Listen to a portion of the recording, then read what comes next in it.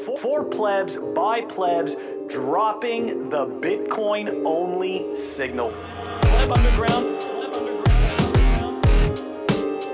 Welcome everyone to the Pleb Underground.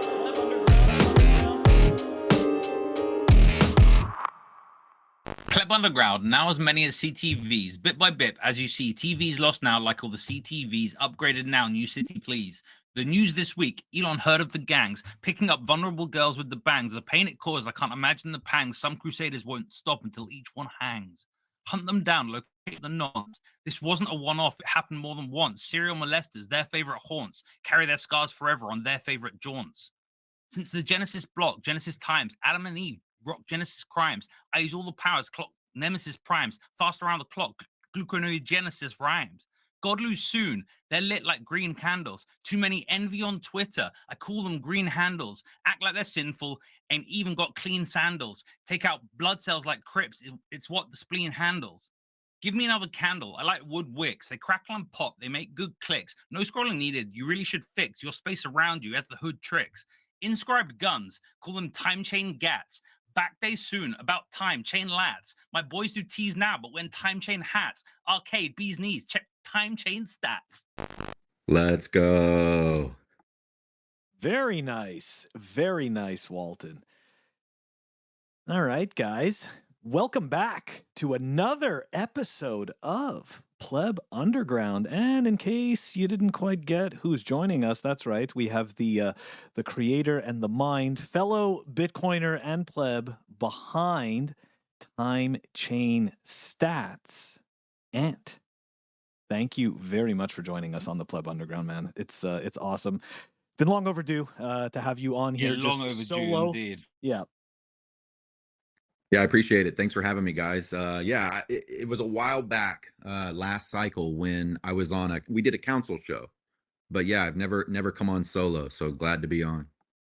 Very nice. We're going to talk things, we're going to talk everything time chain stats and the other. And what an honor that to you're like be able on, to do the numbers presented by, by Time Chain Stats and Time Chain Calendar, but by Time Chain Stats live today. Not live because it's a recorded show, but you know what I mean.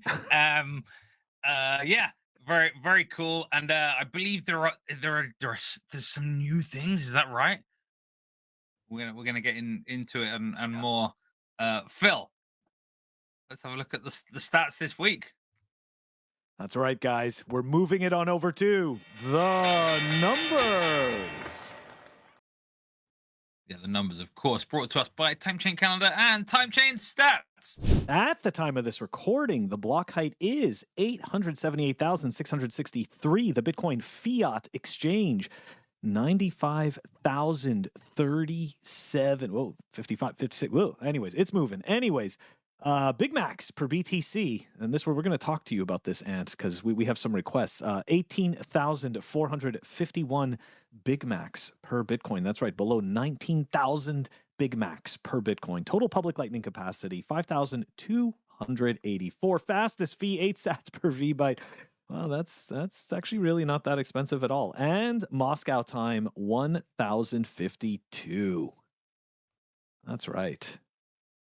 The numbers.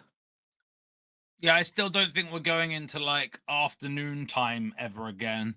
We're gonna stay forever under in AM in Moscow time, as they say. I really appreciated that take. When I originally saw that, I was like, yeah, I'm like, this is good. This is good stuff. I gotta tell you though, it is very surreal to see it below 1,000 sats per VByte, especially when you have been. You don't mean 1,000 sats per VByte. You mean 1,000 above sats per dollar. Exactly. Yeah. Yeah. Sorry. Yeah. I was thinking more than 1,000 sats per dollar. Mixing it all up. Yeah. Mixing it all up.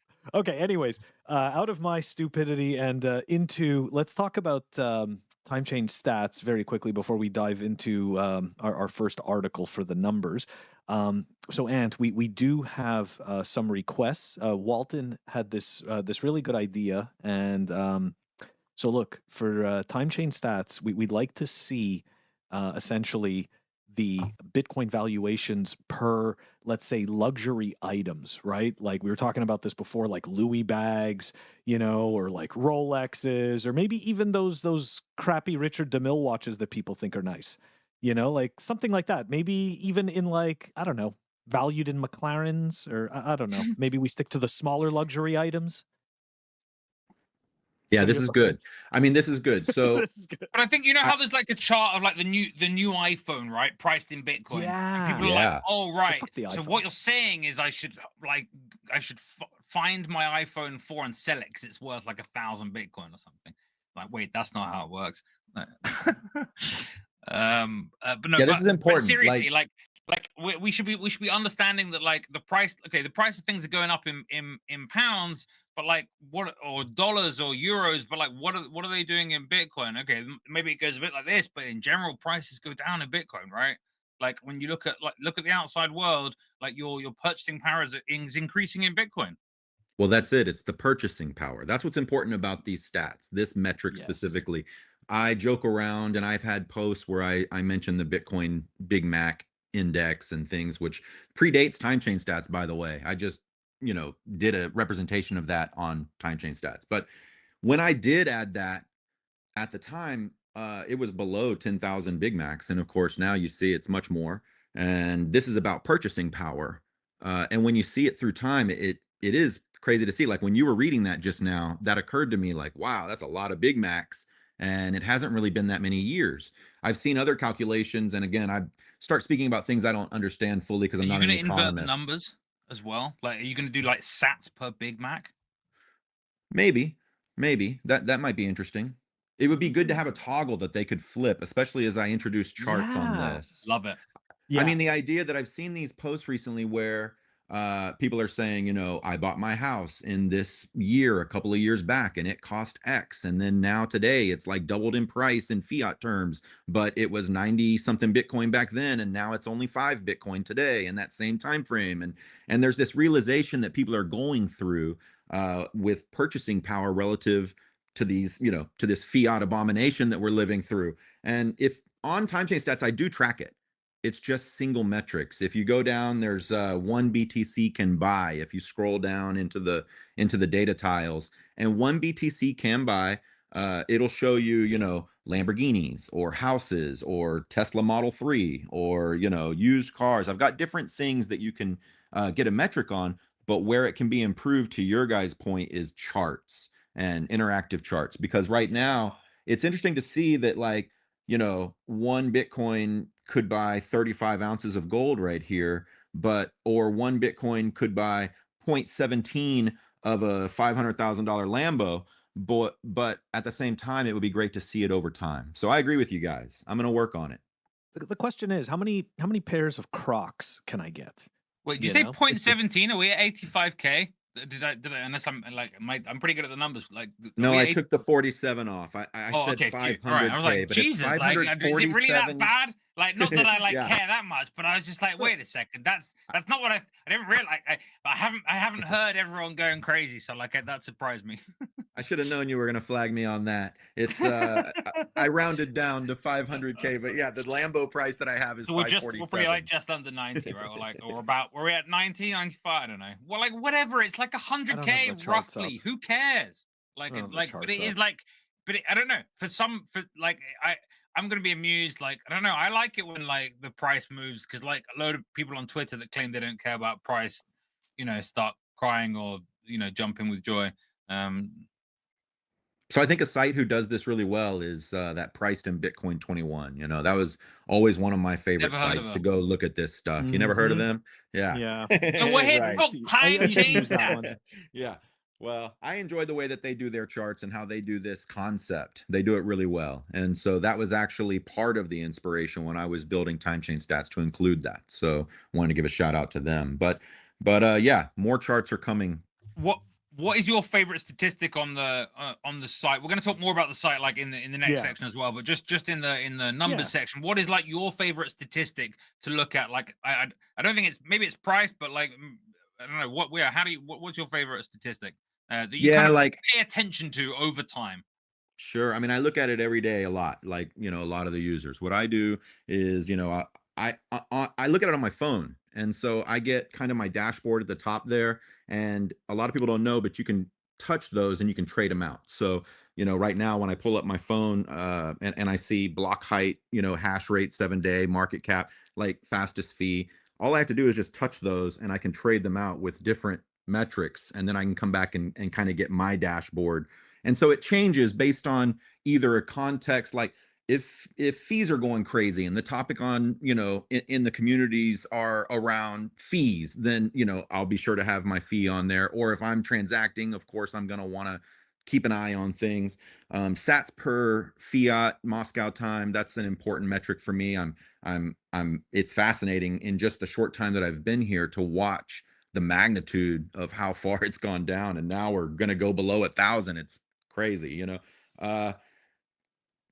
Other people have different things. Like if you wanted to do like a purely like trader's view, which is important to some people, then it's like you would change it to maybe market cap, highs and lows, things like that. We share some screen here, like and like we can mix in what we're talking about, because I struggle to picture these things sometimes, and I'm not aware of all of them. Look, we're getting a new block. See the animation on all of the data tiles are lighting up. We've actually got a new block coming in right now, and so we can see this. The blocks array below has changed. Everything's shifted over to the left a little bit, and we've got the latest block there now. But specifically what I was going to talk about and what I was speaking about is the mix and match metrics at the top. So when you scroll up to the very top, you've got these metrics, and you can click and trade them out for different views. So specifically, if you're interested about the chain activity itself, then you may grab chain metrics out of here and have something that you can look at. If you're a trader, then you may set up more like trading metrics. Sorry, excuse me, sir. You've triggered my autism. You have a couple of ones that say LN channels and LN capacity. Please, can you relabel them to public LN channels and public LN capacity? Thank you. That's good. Yeah. Good point. Yeah. Because that is true. That is true. Yeah, it is. Okay. So put public in like parentheses afterwards if you. Yeah, there's a lot of nice metrics here. I see you've got the meme number here, the 615. Oh yeah, let's see what that is today. Yeah, let's see what that is. So and remind us, time chain stats is like is customizable, right? So like people can have their own time chain stats and have their favorite stats just be there all the time, right? Well, yeah, you can do it two ways. Without cookies, or does it use cookies? Well, you can do it two ways. You can either, everything is stored in local storage on your side. Nothing hits my server based on your selections. I don't know what the users are choosing. I have no way of knowing. You would select and change your preferences. It would be stored in local storage. So if you change those metrics at the top, they're going to stay for you as long as you until you clear your cache, basically. It just works like through local storage. Very cool. Yep. Dude, I enjoy it. I mean, obviously we use it for every single one of our episodes. You know what I mean? I don't have any problems with it, running or anything like that. It's not a hog. So like a lot of other stuff that I end up it's very lightweight. So yeah, it is. It's actually very lightweight. So it's very nice, man. But there is there is a second way to customize that I'd like to show you if you can pull it back up. What's the other way that we can customize it? So the first way is the mix and match metrics at the top. Second way, and this is a new feature, so it's still being worked on. But if you scroll all the way to the bottom, eventually this will be integrated into the dashboard itself. But I have a button down there that says try the dashboard builder on the bottom left. Right there. All right, I click on that. And now it's doing crazy stuff. And now here you can on the, let's see, there's a gear on the right, a little orange gear wheel. And if you click that, then you can change out exactly what you want. You can build your own dashboard this way. You can turn off entire blocks. You can add different data tables. You can put the data that you specifically want to see. And, all right, you can even add your own logo. Toggles, man! Look at all the toggles! I know, this is so good. We're going to revamp what we're using. And so for you guys right there, you can put your logo URL and your logo link right there under optional branding, and boom, you got Pleb Underground right there on Time Chain Stats. Hey, Phil, that Oh, was the thing wow. that you Logo needed help with, right? URL. This is awesome. Huh? That was the thing you needed help with. Like, how to customize it, right? Yeah. This is fantastic. So play around with it. More to come. This isn't a full featured recreation of the dashboard yet, but it will be, and it will be integrated into the system. But this is a sample of what's coming. Okay. I'm excited. There you go. That probably should have been the Hopium segment, but it's not. It's where we're just in the numbers. So, but yes, let's take a look actually at our one lonely numbers article for the week. So the numbers article. The numbers article. It's not even an article. It's funny because the word "the" is an article itself. Anyway. Yeah. All right. Okay. The language. Show us, Phil. Show us. What is the story? I know. You're going to be so excited about this. In all its glory. Well, that's debatable. Okay, so here we go, guys. It's a tweet from Anil, who, by the way, creates some very, I'd say some really good Bitcoin education material. Anyways, magic number is 5. The 5 most difficult words in the English language. I was wrong about Bitcoin. I like that. This one is a hard one for anyone to say, but we kind of all have to say it. Yeah. To get there. And in all honesty, I remember having to come to that conclusion myself as well. And yes, it's a tough one. You do a lot of mental gymnastics. I know, Walton, you did not shitcoin, but for me, I came to Bitcoin and then started shitcoining and then had to like unlearn my stupidity. So yeah, it's interesting stuff. Anyways, guys, this is going to wrap up the numbers, and we are going to move it on over to the Fireside chat. But before we do, a word from our sponsors. It's like people only do things because they get paid. And that's just really sad. Pleb Underground is brought to you by KnowHue. Go check them out at knowhue.com. They are building Amazon for Bitcoiners, a one-stop shop for Bitcoin-only brands. New brands are going to be added every month, so go check them out. Don't miss what's happening at knowhue.com. Pleb Underground is brought to you by CypherSafe. You guys all know I am a pet rock enjoyer. Love the swag, love the collectibles. This is the ultimate Bitcoin collectible. That's right, guys. We're talking 16 ounces of solid titanium, the Bitcoin Rolo Triangle. Go check it out at cyphersafe.io. Pleb Underground is brought to you by Thunderfunder. Go check them out at thunderfunder.com. Thunderfunder is a funding portal registered with the SEC and a member of FINRA. Their mission is to provide retail investors access to investments while supporting the growth of open source projects. They love Bitcoin. Check out their shitcoins. Thunderfunder.com. We are back, and here we go, the Fireside chat. So, and we are all very familiar with timechainstats, but recently you've been putting out some teaser screenshots and stuff about some games that you're working on. I remember when you first started to show some screenshots of the first game, and now you're up to 8 of them. So what's the deal? What's the deal with these games? What's the inspiration? What's going on here? Thanks. Yeah, I'm having a lot of fun with it. So part of it is a natural evolution of just the work that I've been working on. Part of it is where timechainstats has gotten. I mean, timechainstats is a funny thing. It just started, like, I didn't set out to be this like data, like person. It just, I needed a website for myself. So, as I was learning Bitcoin back in the day, and, as a web developer, that kind of manifested into what it was a dashboard of data basically, and links, things that I could refer to, things that I could trust, and things that I knew that I could, rely on.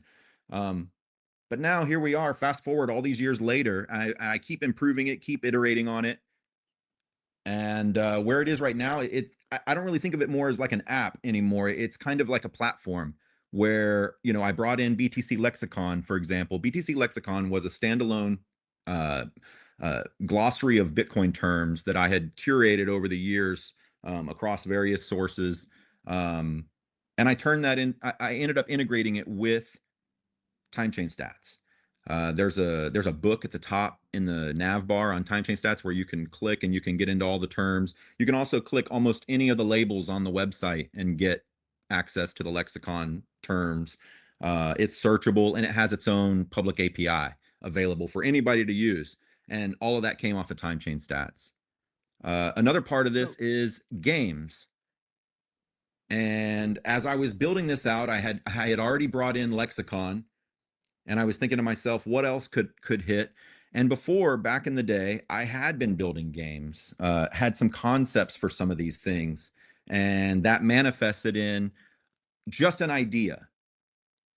What if I could use the timechainstats data to do other things that are fun, around Bitcoin? Look, I don't build wallets. I'm not building exchanges and all that stuff. So what can I build around Bitcoin that utilizes this data?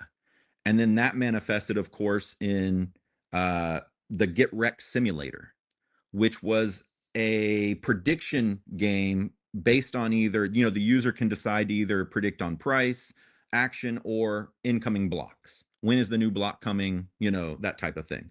And you get credits. It's all for fun. There's no real money being moved around. It's just credits, and achievements are built into the system. But what it became is an opportunity for me to help people understand how easy it is to get wrecked. As I'm like building this game out and messing with this data and this interface, I'm realizing, even as I'm testing it, it's very hard to try to win at predicting Bitcoin price, or to win at, guessing when a random thing is going to happen. It's hard. And so being able to show this and how easy it is to get wrecked, I think that was kind of a cool thing. And then, of course, that led to the concept that I could make more of these games, maybe with each one of them focusing on a particular aspect of Bitcoin. And so then that, of course, led to the BanHammer, which is about Bitcoin adoption. That led to the mining Tycoon, which kind of helps educate you a little bit about mining. It's not 100%, but these are just fun games that I'm having fun building out. And again, it's not a wallet, it's not an exchange, but it's still Bitcoin. It's still related into Bitcoin. But they also seem to be educational games. I'm trying to make them educational. Which is nice. Yeah, which in is some nice. ways. So have you gotten approached at all by like Zebedee or Thunder Games? Not yet. Hey? Maybe. I feel like I don't know. One I day. feel like that's not too, because in all honesty, like and of course, obviously, we appreciate everybody, working on, wallets and stuff like that, or in some cases, right, this week, Anchor Watch officially launched, right? They had their launch party there. Rob Hamilton's company there with the Bitcoin insurance. Yep. So that's all very interesting. But the games to me, and I love the style that you've chosen, because it is this very classical, nostalgic, especially, I don't know if it's just because, I'm a Gen Xer, but it's this very... Both are, I think. Yeah. Well, I'm just trying not this to is... dox Ant. Thanks, Well, Walton. You're all boomers. I mean, I'm We're glad not that you boomers. said that. Actually, I found out we're Zennials. Nah, you're old. We're old. Okay. He's old. Anyways, so it's very nostalgic, and when I see that arcade style, I'm like, man, he hit the nail on the head with that. Sorry, what were you gonna say? I'm just... No, I appreciate that. Old man I mean, boomer talk. part of this goes back to early internet times. I have a love for the old BBS systems and using your telephone before AOL even existed to like sign into some college BBS, and then next thing you know, you're playing video games on there. But guess what? All those games were just pretty basic, and they were freeware back then. They weren't, charging for them. You would just pass them around. You would get a new game and Duke Nukem would come out, and it would be like, online, just like a freeware version, and so that was kind of the thing that I wanted to build with this on as I was building out these games. It's just this concept that, just that feeling, try to recapture that feeling. Like, it's still really early in Bitcoin, and some of these things that we're seeing being built in the system are literally brand new. And so this is kind of that feeling. It's just, I mean, I'm sure that we're gonna get some high-end, like super cool games that are like high graphics, and that would be amazing. Right now, though, I'm enjoying this approach to it. It's been, easier for me to manage. I'm able to focus on quality on the games and the logic of the games themselves. It's interesting trying to translate something from real world Bitcoin into a simple game that people can click around and still make sense of. So that's been fun. What's the ultimate goal? Because the actually, wait, before I ask you about, I feel bad because we're kind of like jumping around, because I meant to ask you about BTC lexicon. So that to me seems like a completely thankless thing. I obviously appreciate it because it is valuable information that everybody should know about, but I just, what was the motivation behind it? Was it just Yeah. keeping you self-interested? Like, what was it? Because I can tell you No. just from my perspective, a lot of the stuff I do is also a good portion of it is because I want to keep myself interested, right? So it's also about that positive feedback loop. Yeah, that's part of it. I mean, for me, it was so just going back in time, I mean, I needed time chain stats for the reasons that I've said, and for my personal reasons and my development, and at some point, you're trying to orange pill your friends and family, and plus you're proud of the site that you built. So I was sharing it with my friends and family and stuff, and trying to orange pill people. I would just tell them like, go to my site, check out my site, and they would say, well, what is a block height? Like, what is a, they wouldn't understand what is difficulty adjustment. Like, they don't get it. They would, what am I looking at is like a common, from like a total normie when they see a site like this from the start. You recognize Bitcoin price, but not much else. And I wanted to have a way, because again, I was sending out links to people. And it's like at some point I go, you know what? I need to, define all these terms so that I can have something that I can point to. And it, as you're developing, just like everything else, you realize that people have come before you and they've done this work. And so I was using sources out there and basically aggregating to create these definitions. I would go to like, two or three of the big sources for, some of these terms, and then I would make my own off of that. And so, yeah, many years later, I ended up with these two sites, and BTC Lexicon, although it was really cool, I felt like it had more impact if it wasn't a website. It felt like if it could be integrated into time chain stats, then that could be, it would give time chain stats more texture and depth, being able to click on any label and having that definition right there, versus having to go out to another site. But then, of course, that led to the idea that maybe this should just be a public API, like those other sources that I called the data from, like, and made my stuff, other people would probably benefit as well. We don't own any of these definitions. I don't own these definitions. They're, block height, like you define that. So I wanted That's to not put it out yours? there. No, I don't own it. What? So no, I know it's crazy. So, but put out the API for anybody to use, And then I also have just like everything else in Bitcoin, your heart is in the right place. You put out something and then immediately you got somebody giving you valid feedback, but it's just maybe something you didn't think about, or maybe they outright don't like it. and so that was where I said, look, I opened up a second repo and I was like, here's a way for you all to edit these terms. If you don't like the terms and you want to make a change, or if you want to add a term, put it in here. And so that, that's been helpful too. Switching gears, because I had, like I said, I had two questions for you. Switching gears now, back to the games. What is the ultimate vision with the games? Because of course, as you could imagine, and BTC Lexicon makes sense with time chain stats, right? In the way that BTC Lexicon complements time chain stats. But obviously, the games seem to be a little bit more of something that is in a different direction. So what's the ultimate goal with the games? Yeah, I've had some ideas about this. I just put a poll out on Twitter just a few days ago, and it was, should time chain arcade, because I've been advertising time chain, or I say advertising, but I've been posting about time chain arcade, on Twitter for a couple months now. And so people are starting to see it. I get a lot of feedback for the games. Like, a lot of people love them. But I question, should it, like I said, timechainstats has kind of become a platform. I can build other apps within it. Maybe it's time to spin this one out and have it stand on its own. I put out this poll: should TimechainArcade be a standalone app, or should it remain as a timechainstats, game room in the back, essentially what it is now? And it was pretty close. It was like 50 something percent would prefer it as a standalone app. And it's like, it just Yep. makes sense. Let's separate these.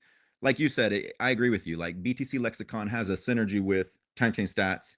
Timechainstats is meant to be kind of this educational platform with a ton of data, more data than you can find anywhere is my goal. But TimechainArcade is a little different. It's like an educational thing. It's entertainment. It's potentially like a whole different thing. So long story short, I can announce here for the first time that TimechainArcade is being developed right now as a standalone app. I am pushing forward with that. There will be more games coming. I already have 2 new ones that I'm working on. One of them is a stack interpreter, which is going to be very cool. I wanted to show people a way to learn basic Bitcoin script. And so, back in the day as a coder myself, you would do like Code Academy or like W3 schools or things like this, where you could click around on an interface and have an interpreter and watch your results in real time. I wanted to create something like this for Bitcoiners, but I also around Bitcoin script, but I wanted to make it gamified. And so this is something that I'm working on. This is one of my most exciting things. I really can't even talk about it anymore because I'm so excited about it, and it's going to be really awesome when it comes out. It's probably my finest work yet, and it's really cool. And then I also have this other thing called Satoshi Scramble coming up, which is it's like a word jumble slash kind of board game with terms, and it uses terms out of the Bitcoin lexicon. Of course, you'll get more points as you're playing the game if you do Bitcoin terms. So that's going to be really fun. That was directly asked for me to build, but it was requested by a user. So I'm excited to be able to deliver that. There's a lot of games that I have that are coming. Someone else reached out to me recently, and they were like, "Yeah, you should do a game about coin control." And I thought that was a great idea. There's just like, when you think about it in the context of one game can focus on 1 or 2 kind of related aspects of Bitcoin, then possibilities are endless. Like you can make all kinds of games, I actually think, to your point, the more I listen to you explain this, I actually think that these games are probably going to be pretty good orange pilling tools versus sending somebody 10 different websites for 10 different articles that they need to read, and like 5 years worth of podcasts and like 20 books they need to buy. And because let's face it, right, the Bitcoin rabbit hole is deep and virtually endless, if not endless. I don't think anybody has gotten, I don't think that anybody has gotten to the bottom of the rabbit hole yet. Wow. See, like this is okay. You know what this is very reminiscent of? This is like it's like a oh my God, I am totally spaced. It's like a circus, right? Like, but there's like a specific term, like a 3-top circus. I wonder. Yeah. So there's a There's a picture over specific there that's term. not coming in. Yeah. I don't know why it didn't come Which in, one? but This on one? the right. The nonce hunter? Yeah, there's like a nonce hunt. Click that game if you would. Yeah, the play now. Yeah, let's play that one. So here's Nonce Hunt. It's you versus Hashcorp, the evil Hashcorp, and you're trying to mine again. You're trying to find the nonce before they do. They suck. Yeah, so you can click around, and every time you click one, you'll see, did you find it? No. Did you find it? No. And just a fun little, How about now? no. And so you can see that both of you are racing. Oh, you found one. You found a part of it. So let's keep Of going. course. Yes. And so you can play this like that. Damn it. You don't have to play the whole game. Oh, he got one. He got one. Yeah. Oh, Evil this is great. Hashcorp. So this is a fun little thing. I'll also show you mining Tycoon if you want to click out of this one. Yeah, this is very cool, by the way. It's a Oh, fun little thing, you know. It's supposed to have a picture there, though. I wonder why it's not there. Anyway, well, this is a. it's showing that the image is broken, but anyways, it's okay. It It's could not just on be a my link. screen. It works on my local machine. Ah, so you know what that is, right? That's like the typical thing. It works on my local It's working machine. here. It's like, yeah, where's the file? What's the file pointing to on the website? You know, Yeah. Anyways, all right. This is a little fun one. You know, you're Let's trying see to here. What am I learn doing? a little bit about mining. Again, Mining. using something like a concept around like a Tycoon game where you're starting small and you just keep going through time. You know, we're used to that type of style, but mining is kind of like that in some ways. You know, so I wanted to create a way where you could buy different miners and get it going. Oh, you bought an ASIC. Nice. Yeah, So here you for could sure. download that badge, or you could share it on Twitter, whatever you wanted to do, or you could just Nice. exit out. Okay. And then you'll see on the top left there, you got a little orange below your credits because you're already mining with that ASIC. And you can see should your I just buy energy is another one? depleting. You might, yeah. Might be a good idea to buy another one. Yeah. You can see your energy is depleting. If that's going too slow for you, you might try mining with a pool. Oh, where's the pool? Over there on the right, there's a little toggle there. Oh, there we go. Okay. Oh, very interesting. Yeah, see, so like I said, like these are super educational games. Yeah, so now you can see your Bitcoin stack is growing. Ah, so I just got to sit here and hodl. This is fantastic. You're All learning. right, well, my job is done. Yeah, you're done. Kudos on a job done. Okay, there we go. So these are fun games. I've been getting a lot of good feedback from this stuff. I like that. That's awesome. Let's check out BanHammer. I want to show you this. This is really cool. This is my favorite game. Okay, cool. All right, Yeah. so what do I do? So Hit start. yes. Hit start. So based off of Conway's Game of Life, there was an old article back in, I guess, Hacker Noon with Beauty On about Bitcoin adoption and Conway's Game of Life. And there's Conway's Game of Life is a old concept, and it's cellular based, and there's these rules around, you know, this cell next to that cell and what can happen. There's under certain conditions, you can mimic things like adoption and in different things. So what I did was take that concept, start with Satoshi Nakamoto, use those surrounding cellular rules, and then turn it on as a you know, simulation. But then allow the user to act as the BanHammer. You can click any of these squares and try to stop, you know, Bitcoin from being adopted. It's just getting worse and worse, and I can't seem to stop it.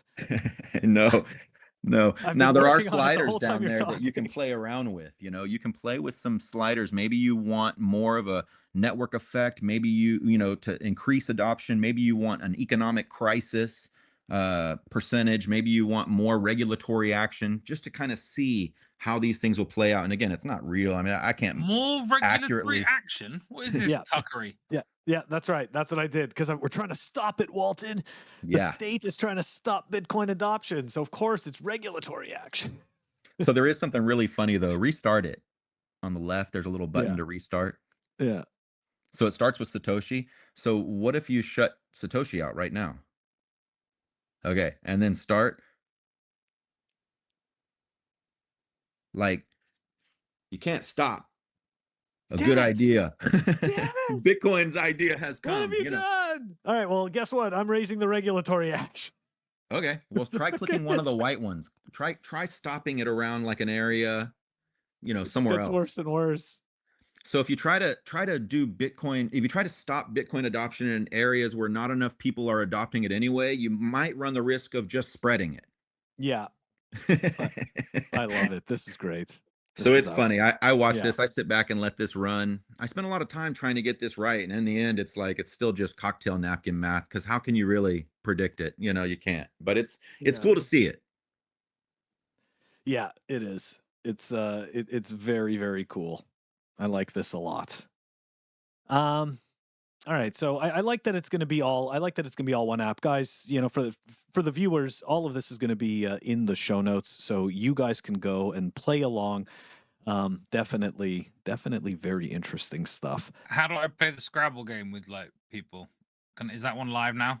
I know that was coming, right?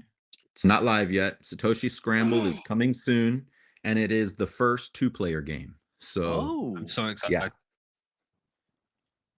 So do you offer a server with that?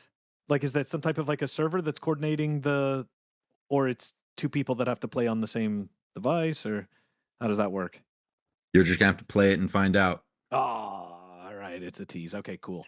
Very, very cool. All right, guys. This is going to wrap up the Fireside chat. Before we do, though, Ant, how could the viewers and listeners get in touch with you if they want to bug you and ask you for more games or ask you for feature requests? Yeah, I think the best possible way would just be on Twitter. I don't use any other social media, so hit me up at 2140data on Twitter. Very cool. Very cool. That's going to be in the show notes, guys. This is going to wrap up the Fireside chat, and we are going to move it on over to REKT. Welcome back to REKT, where this week I'm featuring one of the most polarizing figures in the development of Bitcoin, and that is, of course, Luke. Now, Luke is right about many things, but he is also not so right about a few things too. And I think this is one of them, right? Like Luke here, commenting on President-elect Trump's new NFT ordinal collection on Bitcoin, and Luke says that President-elect Trump is announcing the USA will be performing a state attack on Bitcoin. This is not a drill. Bitcoin is not ready to withstand a state attacker. Now, like upon initial read, you might think, oh, maybe Luke's just retarded, right? Like, does he really believe ordinals are attack on Bitcoin, or is he noticing what I'm noticing? What's the supply of the Trump Bitcoin digital trading cards? Anyone see that there? You see that? What does that say, Phil? What does that say? 119, which also happens to be the number of this episode and the BIP for CTV. Now, gentlemen, is CTV an attack on Bitcoin, and is that what Luke is referencing, or has he just lost the plot? Gentlemen. I am mind blown, but I also think he's lost the plot. And I think ordinals are an attack on Bitcoin. Wow. Just straight up, huh? You think ordinals are an attack on Bitcoin? Hey, I said I didn't like them from day one. No, I know. Me too. I don't like them either. But like, attack is like, I don't know. It's. I think I might have shifted. Intention, right? I think I used to say it's an attack. Now I say let them pay the fees, and it feels like they can't really afford to pay the fees. Like, they're gonna wreck themselves. Like it's like in the short term, it seems to affect mempool fees sometimes, but like, I don't know if you're needing to make like on-chain transactions every week. I think you're doing it wrong. I think you should be running your own Lightning node. Like we talked about running nodes last time. Like I think you're wrecked if you aren't running your own node, your own Lightning node, because it gives you this flexibility to make payments when you need to, without caring about the mempool fees.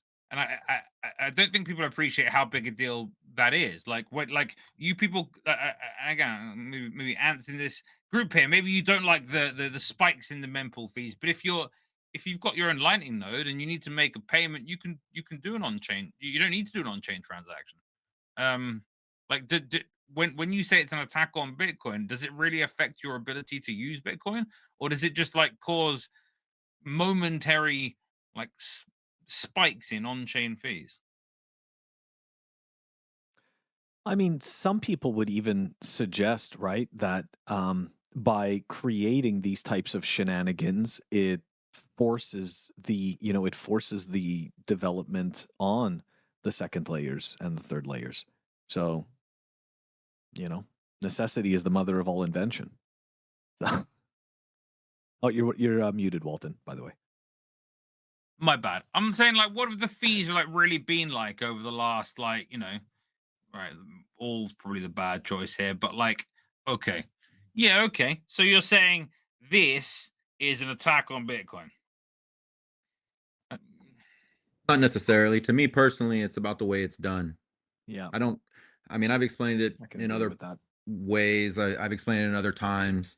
I appreciate Luke's position. He hasn't changed the way that he's come out with these things. I can't speak Right, for it's Luke, consistent. but I appreciate he's that. been Yeah. consistent in his protection and I say protection and his position for the monetary use case on Bitcoin. And I understand that there's been this data use and the world computer stuff and all these other things that have been around with BitVM and all this other stuff and CAT and all these ideas that are coming. And I get, there is this idea that there's the fee and there's the block space and there's, these things that, or the block size that are going to create filters of sorts, and that on a long enough timeline, these things don't matter. For me personally, shitcoins on Bitcoin, not my thing really. I know that people like it. I know that there's been people who do it. I know there's been a lot of people who've been supportive of it. For me, NFTs, I said it before, I'm all about some really awesome Bitcoin, advancement and things that I don't know about and whatever. But NFTs, I rush to go find out what is the new thing, and it's NFTs. So it's like, of course, it just doesn't fit a use case that I personally have. How did you feel about Ocean censoring like CoinJoin transactions, like as a consequence of trying to filter ordinals? I don't really call it censoring. I think that word is used in certain ways, and sometimes it's used in a nefarious for reasons. We have to figure out who's saying it and what are the incentives. Personally, from my non-educated opinion, I don't view it as censoring. I think maybe the correct word could be discriminate. Walton, you're muted. Sorry, how do you feel about the filtering of it then? Like, is the point, like, it's like, as in, like, to me, when we try and make changes to Bitcoin, we have to think about unintended consequences. And when you try and apply things like filters, you can end up filtering things that you'd rather not, right? It's a bit like fishing. You're casting nets that, like, you end up catching things you're not meant to, vice versa. Like, do you know what I mean? Like, it's my understanding that that's not a good thing. It's my understanding that filters have existed in Bitcoin for, before this debate even became a thing. My observation has been that some bad actors, my observation of the people who I view as bad actors, have taken this narrative of filters as a negative thing, and they'll deride it. They're in some ways, I have to question myself, like where are these motivations? Where are these conversations? Where are these terms being allocated, and how? To me, again, it's not just Bitcoin. Like, humans have spammed communications networks and channels forever. Like, protocol, if there's something that a human can spam, they're going to do it. There's good money to be made in spamming. And so to expect that someone would find a way to use script in a certain way to effectively, again, it becomes a line. Do you see it as spam or not? Effectively, and if you believe that it's spam, then you're going to feel that they're spamming the chain. If you don't believe that it's spam, and you believe that the fee should handle everything and that they're paying for a valid transaction and all that other stuff, which has merit too, then you're not going to see it the other way. Ultimately, though, there's this idea that filters won't work, or filters don't work, or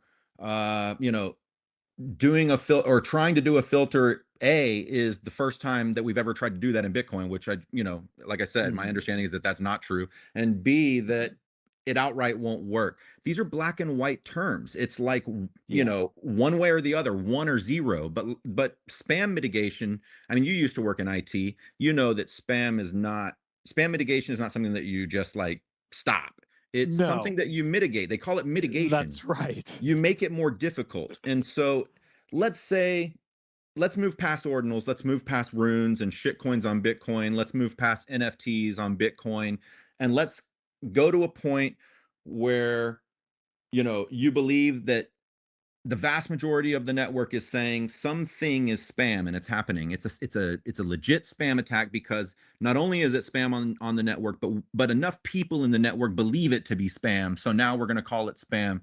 So I don't personally believe that you could stop it there either. I feel like if we did, you know, put in the strongest filters to stop spam one way or another, then there's going to be spam 2 that comes out. There's going to be spam 3 and spam 4 and spam 5. The people who have protected this narrative are right, in my opinion, on some ways, but on the other side, they're missing the mitigation piece. If you believe it's spam, then it can be made more difficult to happen. And yes, then they'll say, well, you can just take it to Marathon. And yes, you can, but it's harder to do it long term, and like reliably and over consecutively, and, you know, whatever it is you need. So again, I just, some of this, it's a feeling where I can't really do anything about it in some ways. But when I see these posts, I understand where Luke's coming from. And as someone who doesn't have, you know, an NFT collection that I'm trying to sell, or as someone who doesn't plan on, you know, engaging with runes, but as someone who still has to manage a node or a series of nodes, and as a personal data examiner myself, I can tell you, you know, it's been a little challenging for some of these things. A lot of the UTXOs now, I think the more than half are, you know, very small. I think that All right, UTXO people are going to say, I care about with this. That's it. But people are going to say again that they're paying the fee. They're valid transactions and they're doing it. There's a whole thing around Bitcoin Core. That's how I feel about block space, but not UTXO set. Like, they're kind of separate issues to me. I think it's just a false sense of security, that this whole idea of the filters. Going back to what you were just saying, Ant, right? Like looking at the framing and like questioning where that framing is coming from and why. That to me is kind of what's important, because to your point, and to Walton's previous point earlier, right? The block template itself is a quote unquote filter. Right. So it's like we do have to be very careful with that type of stuff. Oh, there we go. What do we got here? You're on mute. Yep. My bad. Sorry. I just thought I'd bring the numbers in here. This is from Glassnode. Like UTXO set, like just looking at this from, you know, over the last 2 years, UTXO set has gone from 135 million to 325 million. So what's that? That's quite an increase, isn't it? Like, maybe it's not a problem. I don't know. Maybe it isn't. I mean, yeah. But maybe it will be. Don't know. For me, it comes down to the use case again. Right? This goes back to the whole, like, this is how, if you ask me, this is how a lot of like the shitcoin narratives end up creeping their way in, is because of the concern trolling, right? People decide that there needs to be some time sensitive decision that must be made, right? And the only way to do that is to create some type of a, you know, panic scenario, or a scenario that requires immediate, or seems to acquire immediate attention, which it doesn't. Like, every scenario that has been talked about so far in my lifetime and my time in Bitcoin has all been giant nothing burgers. Every single thing. But at the moment when they happen, it's like the line in the sand. There is before this point and after. So it's, I don't know. Time will tell. Yeah. I just think it's a lot of concern trolling for nothing. I believe that in a long enough timeline, No. the monetary use case, will be remain the Yeah. primary use case. Absolutely. If there's a data use case, I don't need Bitcoin to be a Dropbox. I just don't. So I feel like that's But a perfect segue for my other link for the REKT section. Let's do it. Of course it's your favorite influencer, Ant. It's the one and only Mark One Moss, and only. who Oh. announces Bitcoin will be worth $400 million by 2050. Oh God. All right, so like, why is this REKT? It seems like Hopium. Well, it's REKT because like anyone who's listening to Mark Moss, like, I'm gonna let Ant talk about this bit here. Matador Investments. Sorry, go on, Ant. I mean, what can I say that hasn't already been said? A lot of people follow these people. I say it on Good Morning Bitcoin all the time. Take the poster down off the wall. I mean, if you're getting some kind of information from this guy, that's great. Some people get information from all different people, and that's great. My hope is that as we grow as Bitcoiners in your own personal journey, you reach a point where you suddenly realize that you potentially know more than the people that you've been, quote unquote, like learning from. With some people in the space, you have to look at what their actions have been prior to some of the things that they're saying today, because we've been on this platform long enough, and then prior to this, other platforms for Bitcoin, where history matters and we can see people's actions, and people change over time. People, uh, maybe stop shitcoining or shilling shitcoins, or promoting proof of stake, or all kinds of crazy things that people do, launching ICOs. I mean, these are things that I personally have to ask myself, because there's a common narrative where, and I've even been asked about it, where people will come to me and say, well, when does somebody, get to be past their shitcoin past or whatever? Again, it's different for everybody. For me personally, if you launch an ICO, or you're a part of an ICO, or if you're any of that kind of thing, or if you're launching shit coins, or anything like that, like, it's a hard thing for me to personally get over. Again, it's just me. To me, like, we're entering the era of new wealth for a lot of Bitcoiners, where there are increasing amount of tools. I think we're going to see an explosion of this for borrowing against Bitcoin, right? Bitcoiners maybe averse to debt, but also are averse to taxes, right? And they don't like paying capital gains tax. And one way to avoid paying capital gains tax is to borrow against your Bitcoin, right? To fund your lifestyle or whatever it is.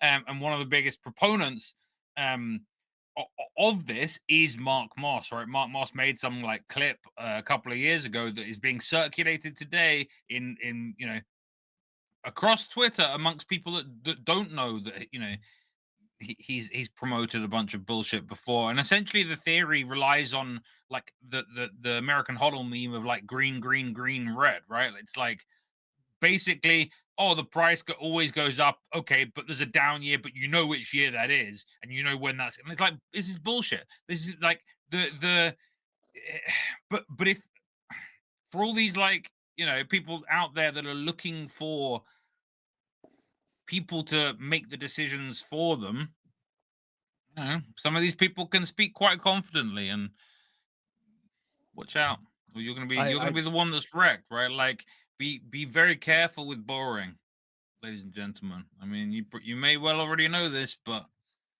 be very careful. I can't disagree with you. And the problem I think also happens is that people have spent many years accumulating this stack, right? In some cases, and they, to your point, right, they don't want to pay taxes on it, right? But they also don't want to reduce their stack. So essentially what we're seeing is the proverbial, you want to have your cake and eat it too. And unfortunately, the issue that's going to happen here is the survivorship bias, okay? So we're going to see some people do this very successfully, okay? And unfortunately, I believe we are also going to see a much larger number of people who are not going to be able to borrow against their Bitcoin successfully, and are going to end up needing to add more Bitcoin to keep their loans collateralized before their loan actually goes under. So I unfortunately, because look, to your point, Walton, everybody goes with, looking at these charts and pretending like they're, these metrics and these projections of the future are written in stone. Look, everything is written in stone until it isn't. And I hate to go back to, guys like Nassim Taleb, because a broken clock is right twice a day. But look, the turkey is unaware of the black swan event. Okay. The turkey is very happy eating and living until it is dead. Okay. So Merry Christmas. Right? Merry Christmas, happy Thanksgiving. So yeah, I don't know. Tread lightly, right? Like, guys, if you're thinking about borrowing against it, like, make sure that you have already some type of a stream of income, and that at the very least your income, your capability to generate income has some serious fault tolerance to it. Okay, because we don't know what we don't know. And the people that are cheerleading these perfect scenarios, those guys are gone when you get wrecked. Like, they're not going to be there to cheer you up when you're all wrecked, right? They're not going to be like, it's okay that you made this mistake. I can help you fix this. They are not here to help you fix this. Okay? They got paid. That's it. It's on to the next thing. Anyways, sorry. Just get into No, I mean, this is the dream. Like, the idea that you could hold on to your stack and just take a loan against it. Like, I remember Forever. having these thoughts back in the day. Where I am now, I wouldn't want to do that. But again, it comes down to this is a network of a bunch of different actors all around the world, and like, people have different needs and use cases, and we're going to see all this stuff come playing out. For me, it's bullish that this stuff is even being talked about and then it's happening. I personally won't be using it. I don't need that. I have some concerns personally. And then again, earlier I talked about BanHammer and the BanHammer video game, and Bitcoin Conway's Game of Life, and Bitcoin adoption, and Beautyon's article, and he includes these two graphics in it, and